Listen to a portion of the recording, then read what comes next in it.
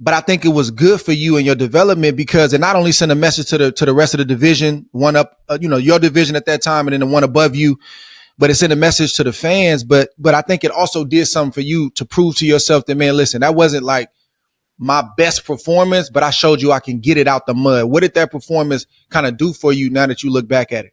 Honestly, I think like styles wise, I think that Zepeda's style is the style that's supposed to give me the most trouble.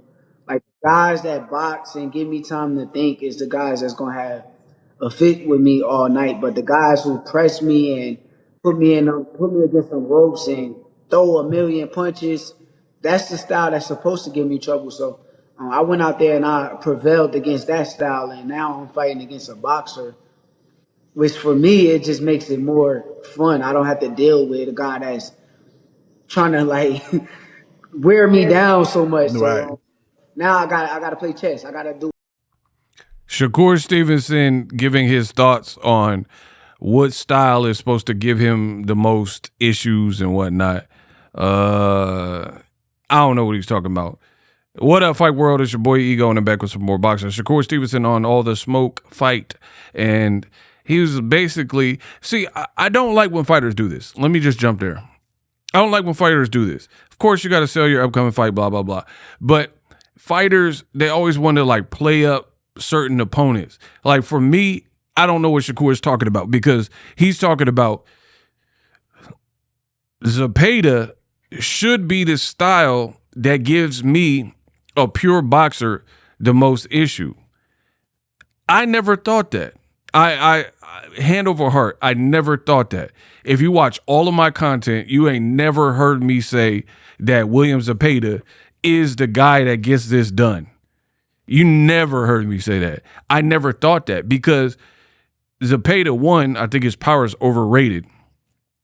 Two, he lacked experience. Three, he wasn't like mad bigger. Like he didn't have, I feel like that style, but a better version could maybe give like a Maidana.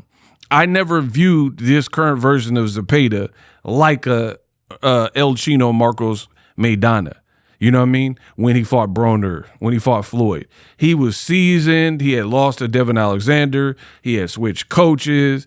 He had kind of reinvented himself, worked on his jab, worked on his cardio, already had power since he was young. You know what I mean? So I don't know what Shakur is talking about. And I don't like when fighters do that because they try to play it up to make it look like they pounced on this immediate danger. The other thing, if we're being real, Zepeda was really exposed by Tevin Farmer, who then got knocked out by the guy Shakur was going to fight, but he pulled out in Floyd Schofield. That's what happened.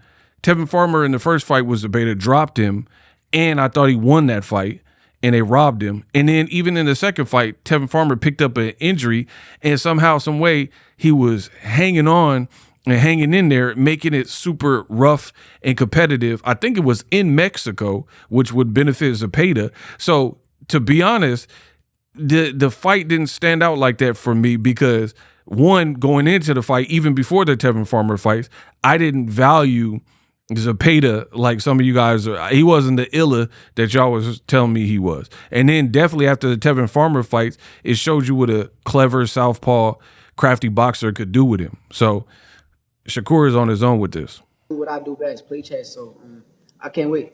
I love the fact that you're willing to challenge guys who do look like they are the truth because it's hard to find guys nowadays that honestly want to be the best. Yourself, Bud Crawford, but not many guys out there carry that persona or that attitude with them. I'm glad to see you coming up here and to see you going up in the additional fourth weight class. You know what I'm saying? So you're doing big things, you're doing great things.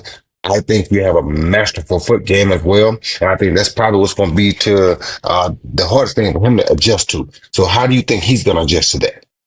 I don't want to give out too much. I don't want to give out too much. So, Okay. All right. well, I mean, we all know he had problems with people that move around the ring. He wants Uh-huh. to stand in front of them, and he could pick them apart when you stand right there in front of him. But I plan on doing. I mean, I'm not going to say the game plan, but I plan on doing a little bit of both. I don't I got you. plan on doing moving around. I don't plan on just standing in front. I plan on doing everything that it takes to win. And I do applaud the fact that you did, like Andre just said, you did show people that you are versatile. You can do whatever is necessary to want to fight. This is the best, in my opinion. These are the best type of fighters to see. And Teofimo has shown sometimes that he can also be versatile and he can do whatever is necessary. Just sometimes he seems to have mental issues that go on in and out of his life. And if he comes in with those issues, I know it'll be an easy fight for you. But if he comes in focused, he can make it tough because he too knows how to make adjustments when it's time to make adjustments. So that's why I think it's a great fight for both you guys. Now, I got to be real. What I notice a lot of times, especially when someone's like a live guest, I'm not saying you should dump on the live guest and like be rude. Some of these guys have relationships outside of the, behind the scenes or whatnot. But the level of commentary is different. Like, for example, listen to what they're saying. Like Roy Jones, like, oh man, you one of the guys that take risks and and you're always willing to fight, and this is amazing. And people are like hoisting up Shakur Stevenson. His resume is not really that deep, if we're really being fair.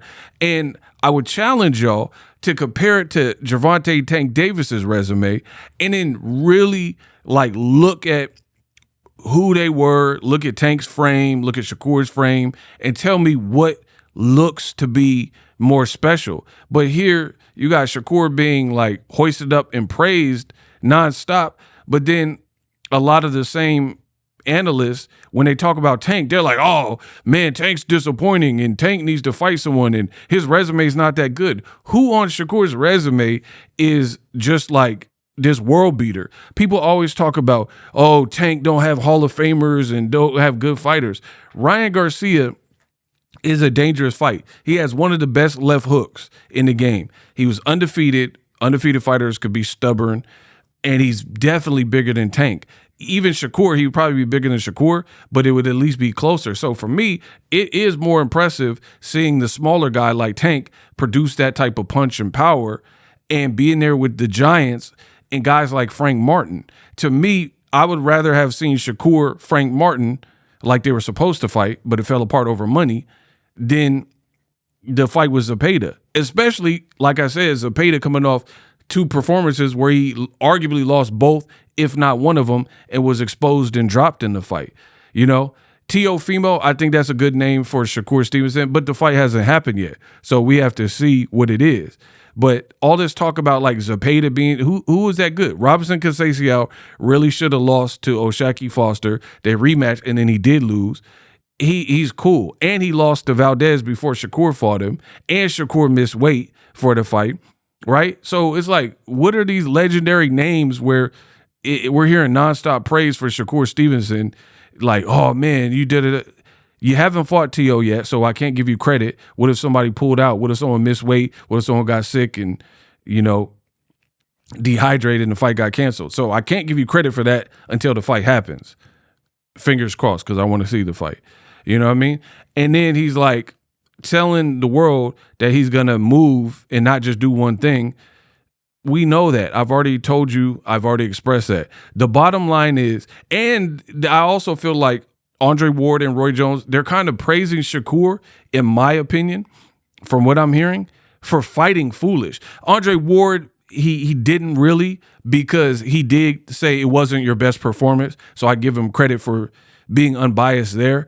But in general, like, to me, I thought I don't want to see a talent the level of Shakur fight in such a madman type of way where you're getting hit with a jab and rocking back and falling into the ropes and stuff against a guy I just told you got exposed by Tevin Farmer. That's not really impressive. And then, Roy Jones was kind of like, oh, man, you showed you could get it done a multitude of ways. I don't really like to see that. I'm not giving no fighter a bunch of credit. The boxing, you don't really hear me call people runners and stuff like that unless it's on the very extreme side. If some people are boring or not as fun to watch, it just comes with the territory. But always fight your fight. I've always said that. If the crowd boos, maybe you can subtly work on little things and whatnot to improve your game. But you got to fight your fight. Shakur, in my opinion, I wasn't super impressed with him fighting down because of all this Tom and Jerry fight from Turkey and all the fans saying that. It made him look worse. He told you post-fight that he got hit more than he's used to, than he's ever been hit in the fight. He said that it took him weeks to kind of recover, where the swelling went down and he was extremely sore after the Zepeda fight. Again, I could relate if it wasn't Zepeda and it was somebody like Prime Maidana, because again, that style is just tough for anybody to deal with. Zepeda is very one-dimensional with overrated power, in my opinion. He's there to be hit, he's there to be countered, and he's tough and gritty, and he just throws a lot of punches. To me, that should have been an easier fight. For example, the people that got with Floyd and put him in compromising positions are all better than this current version of Zepeda. I have a hard time believing that Floyd would have fought a guy like Zepeda and had a moment, even a split second, where he's falling into the ropes and getting rocked off balance to the point where people said you were hurt, and getting hit and busted up to the point. But Shakur is supposed to be the golden child, and he said he could beat Pacquiao. He said if he was Canelo size, he could beat him. He said at 18 or 19 that he would beat Floyd Mayweather if they fought, right? I expect more from Zepeda. I always factor in all of the details and the information available. For me, I feel like, given the fact that it was Zepeda, I truly don't really rate that. You beat Padley on late notice, a guy that worked at Geek Squad or, raiding electricity or whatever. That's not that impressive. And then again, it'd be the same individuals who always talk about Tank. Oh my gosh, that Lamont Roach is a better fighter than Zepeda. He is harder to beat, especially Tank being at a height deficit. Lamont Roach coming up in weight, you've seen how big he was. He outweighed Pitbull Cruz at 140 at the weigh-in. But people don't want to say this and keep it as real as I'm being. It is what it is. For me personally, if Shakur has a good fight with Teofimo, that will be more impressive, because to this point, Teo has stepped up. The better names that he fought, like the Lomachenko and Josh Taylor, the guys where he's an underdog, he shows up in a major way. If it's a guy he's supposed to beat like Sandor Martin, Jermaine Ortiz, or Kambosos, I don't know. Mental lapses, sometimes he don't show up.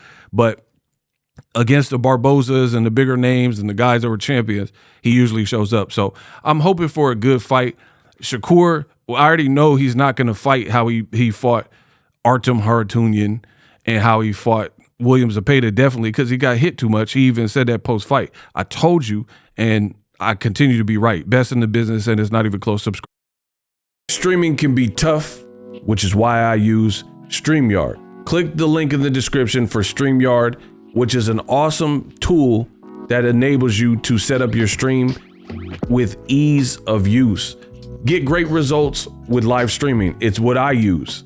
Stream to social media with ease with StreamYard. Live streaming is here to stay. Engage with your audience using StreamYard. Great way to reach out to your audience and connect. So you need a tool that can do that.